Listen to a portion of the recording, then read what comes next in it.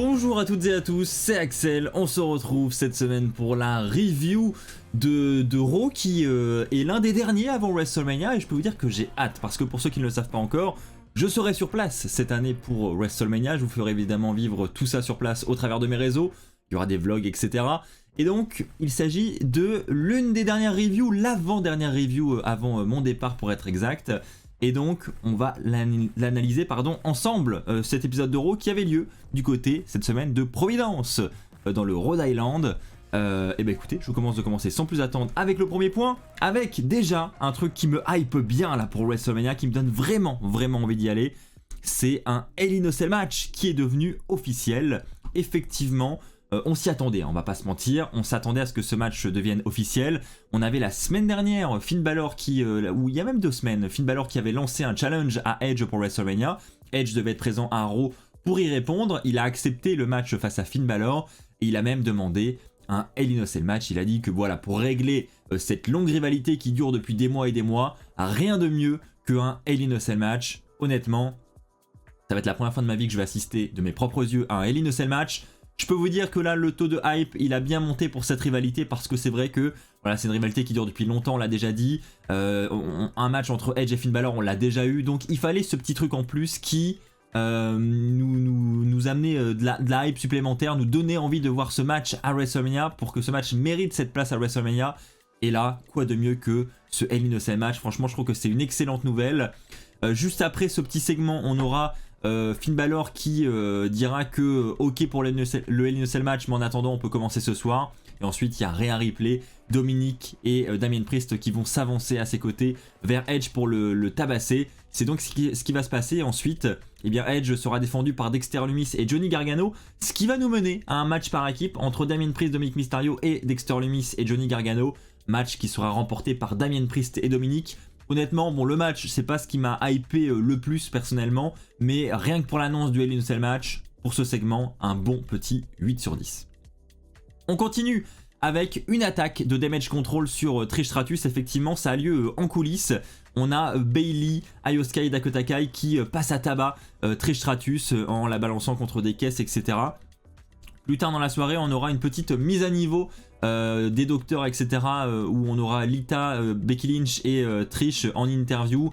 Et en gros, ce qu'il faut retenir de cette attaque, c'est que Trish n'est pas blessée. Le match, visiblement, a toujours lieu à WrestleMania. Il sera toujours un 3 contre 3. Au contraire, c'est ce que vont dire les 3 femmes. Ça a augmenté leur taux de haine envers Damage Control. Donc, autant vous dire que là, elles vont être bien vénères pour WrestleMania. Donc, je trouve que là aussi, c'était un bon petit point, un bon petit segment. Malgré qu'on n'ait pas eu de segment sur le ring pour ces 6 femmes, je trouve que c'était quand même plutôt bien amené. Et j'ai mis un 6 sur 10 pour ce petit segment et ce petit fil rouge tout au long de la soirée. On enchaîne avec le face-à-face entre Omos et Lesnar. Alors pour être honnête, j'ai été un petit peu surpris de ce face-à-face. C'est vrai que je l'attendais pas plus que ça, on va pas se mentir. Je pense qu'à WrestleMania, c'est pas le match qu'on attend le plus dans cette carte. Maintenant, je dois reconnaître que voir Lesnar limite en Minimoise face à Omos, regardez-moi cette image quand même. Enfin là, on s'en rend pas trop compte avec le point de vue, mais c'est vrai qu'on a eu des plans de caméra où on voit qu'il y a quand même une sacrée différence de taille entre les deux. Moi, ce qui m'a fait marrer durant ce segment, c'est Lesnar qui se fout de la gueule de Omos du début à la fin. Voilà, on voit qu'il le prend pas au sérieux, etc. Mais malgré ça, on a Omos qui va lui tendre la main. On aura une poignée de main entre les deux hommes. Omos ne voudra pas lâcher la main de Lesnar. Et ensuite, Omos va un petit peu botcher, mais va quand même tenter d'envoyer Lesnar par-dessus la 3ème corde. Il va finalement réussir. Et le segment va se conclure là-dessus. Donc c'était un segment assez court, mais intense entre les deux hommes. Et donc pour cette raison, perso, j'ai mis un 7 sur 10. On enchaîne avec le 4e point de la soirée, avec, pour ceux qui n'ont pas suivi, LA Knight qui effectivement se plaint un petit peu sur les réseaux. Il se plaint de ne pas avoir de match à WrestleMania, il dit qu'il mérite un match. On a des rumeurs d'ailleurs qui circulent actuellement pour un potentiel match entre LA Knight et Stone Cold Steve Austin à WrestleMania. Alors est-ce que ça aura lieu ? Je m'attendais à peut-être qu'il commence à teaser quelque chose ce soir, etc. Et au final, non, on a Cody Rhodes sur les réseaux qui a relevé le défi de LA Knight et qui lui a proposé un match pour l'épisode de Raw de cette nuit. Donc c'est ce qu'on a eu, match entre Cody Rhodes et LA Knight. Un bon petit match honnêtement, c'était LA Knight s'est bien défendu mine de rien. Évidemment, on s'attendait à la victoire de Cody Rhodes. LA Knight ne pouvait pas, c'était impossible qu'il puisse battre Cody Rhodes qui lui sera dans le main event de WrestleMania. Donc bon petit match sympa, victoire de Cody Rhodes. Et juste après, on a un petit speech de Cody Rhodes où il va monter en intensité encore dans cette rivalité face à Roman Reigns. Et voilà, bon, je vais pas vous exprimer son speech dans son intégralité parce qu'en gros, ce qu'il faut retenir, c'est que il dit à Roman Reigns, écoute, voilà, je vais te battre, je vais faire le tomber sur toi durant cette nuit 2. Lorsque le soleil se couchera du côté d'Hollywood le 2 avril, eh bien, je serai champion universel. Je serai le premier Rhodes à devenir champion universel de la WWE. Donc voilà, on voit que Cody Rhodes il a envie de réaliser son rêve et voilà, la manière dont c'est teasé, etc. Enfin moi je sais pas vous, mais moi perso ça me donne beaucoup d'envie et j'ai hâte de voir ce match à WrestleMania. Pour ce segment, j'ai donc mis un 7 sur 10 pour Cody Rhodes. Je vous propose de passer au 5e point de la soirée, un peu moins intéressant. Elias affronte Bronson Reed dans un match 1 contre 1.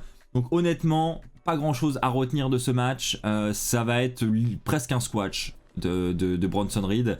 Voilà, on s'y attendait, hein. Je m'attendais absolument pas à une victoire d'Elias.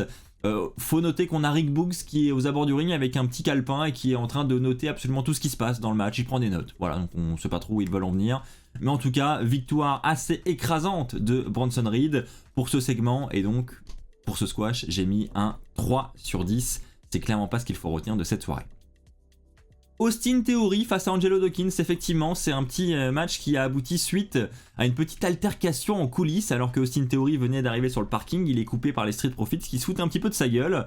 Et Austin Theory, eh ben, il va répondre, ce qui va nous mener à un match entre Angelo Dawkins cette semaine, et la semaine prochaine, ce sera Montesford. Donc durant ce match face à Angelo Dawkins, honnêtement, bon petit match, hein. J'ai trouvé que le match était fort sympathique entre les deux.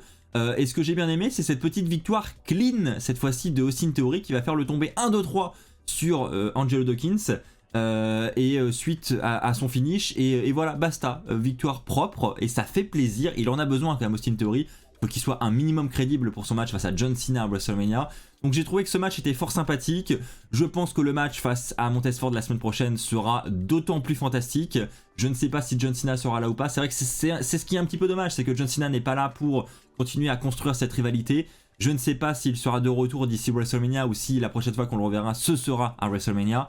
En attendant, j'ai bien aimé ce match. Je pense que je vais également aimer celui de la semaine prochaine. Et donc pour cette raison, j'ai mis un 7 sur 10 pour ce petit segment.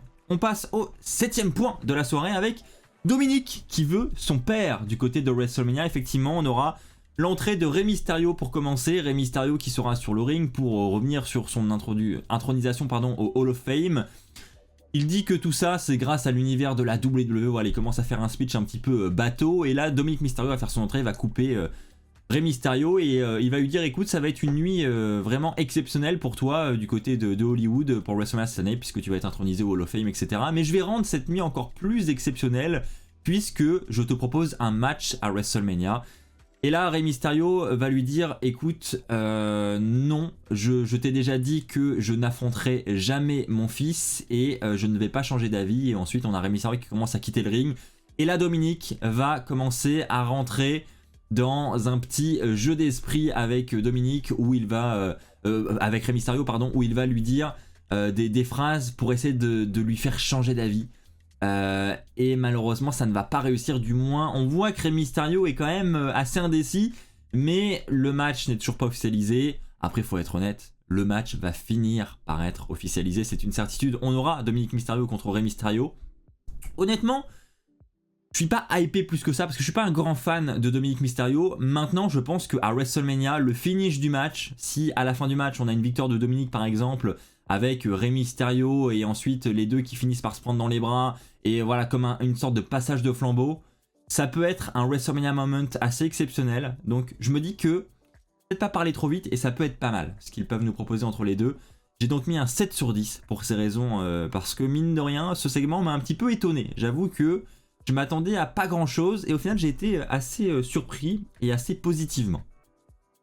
On continue avec Baron Corbin qui effectivement nage un petit peu dans le désespoir. Baron Corbin va proposer premièrement à The Miz en coulisses d'être le co-hôte de WrestleMania pour être à ses côtés, etc. pour essayer d'avoir un spot à WrestleMania parce qu'il n'a plus rien depuis qu'il n'a plus de JBL.